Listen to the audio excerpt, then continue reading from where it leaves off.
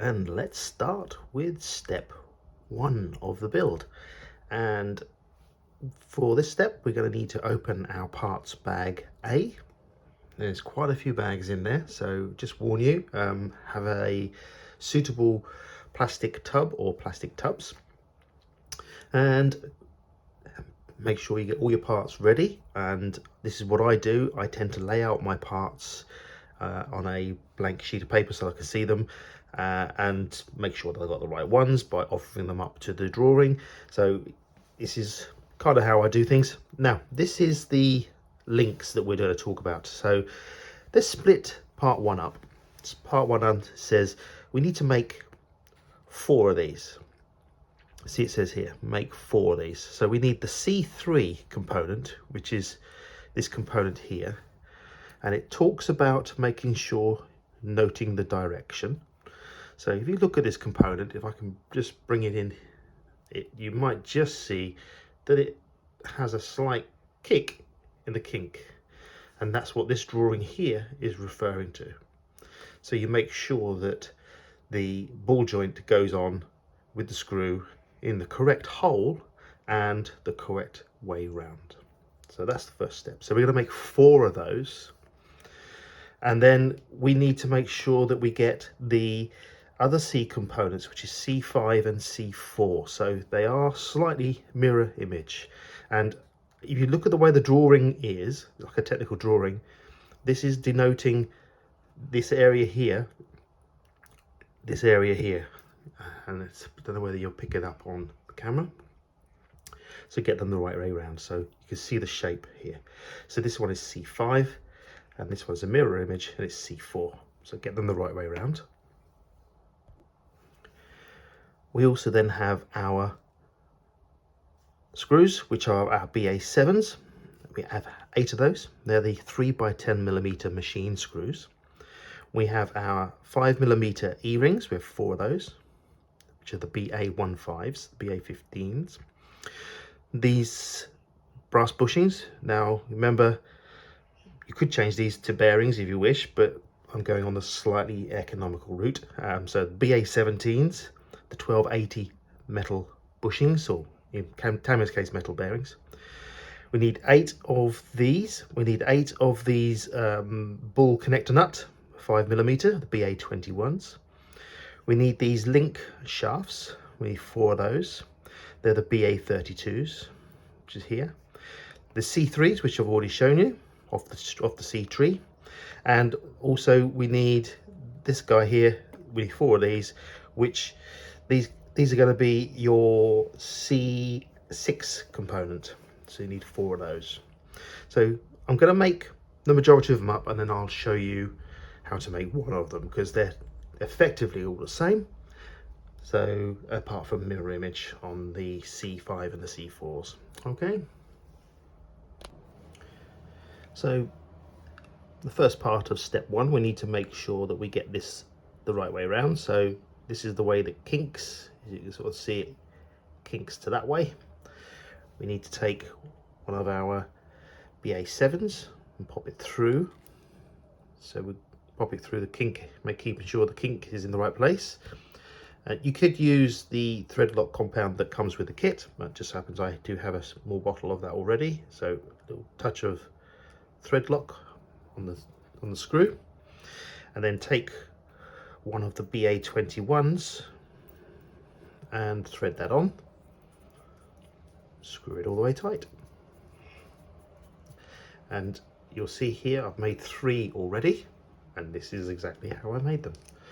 So pop on your device for holding the nut and your screwdriver and tighten it so it's tight. There you have it.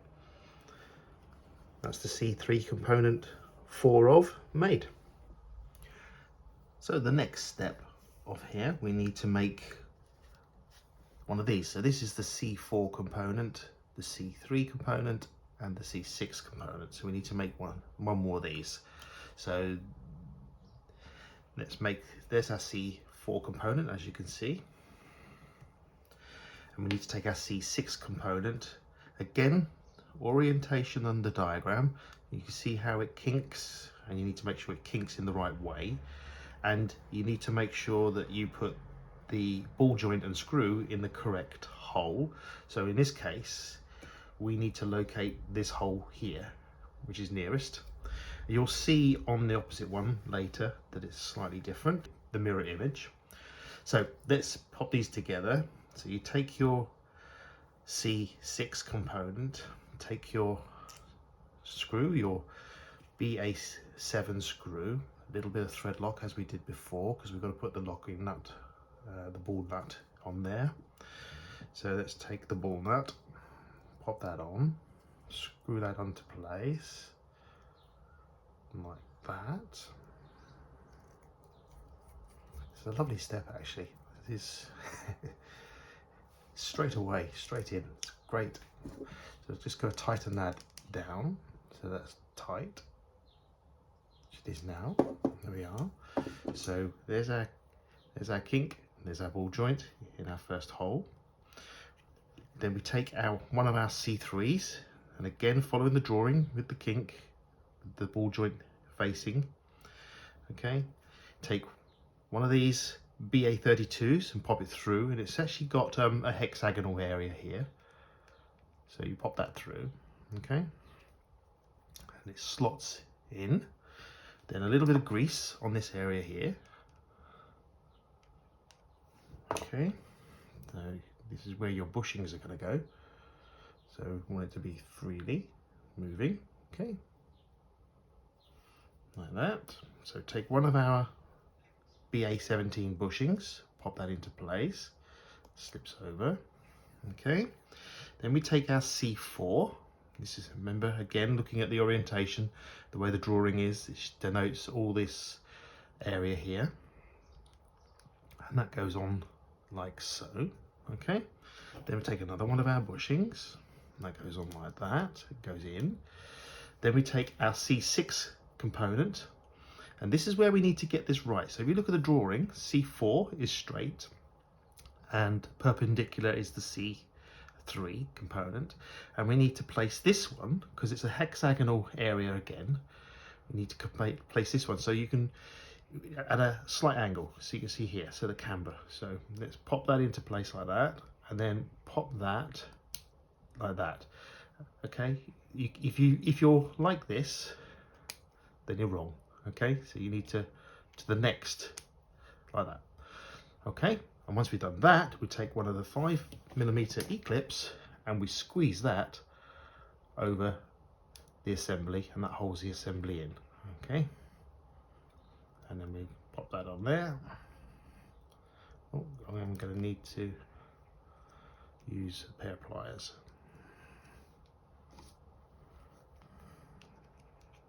Like, not like that. Always on camera. The last one did not go off. It just went straight in, no messing around. This one on camera, yeah, it's going to ping off me. There we are. There we have it. There you go. So now we have the assembly for the C4, the C3 and the C6. Okay. So now we're going to go and do the same for the C3, C6s and the C5s. Okay. So let's show you the opposite side. So we're going to take our C6 component like we had before, but this time we're using this hole. So getting the orientation, the buckle here, this little kick, and you'll notice on the other component we used this hole, but this time we're using the opposite hole. So there we are, a little bit of thread lock, because there we go. Take the little 5mm ball nut, screw that into place. There we go. I do it with fingers all the way to the end, and then tighten out with your tools. So you can see. Okay. Take your C3 component, again making sure the orientation, ball nut facing in. Take your BA32 component, pop that through. Some grease on this area, which is where your bushings are going to be. around so it's nicely greased. That's good. On your bushings, place that on. Now you take your C5 component, place that on. Another one of your bushings, place that over the top. Getting this straight, like we did before, this time straight. And again, placing this at this angle, okay? And then your lovely your lovely E-clip, your BA15, and let's see if we can do this on camera without it going on the other side of the room. Yeah, we got it this time.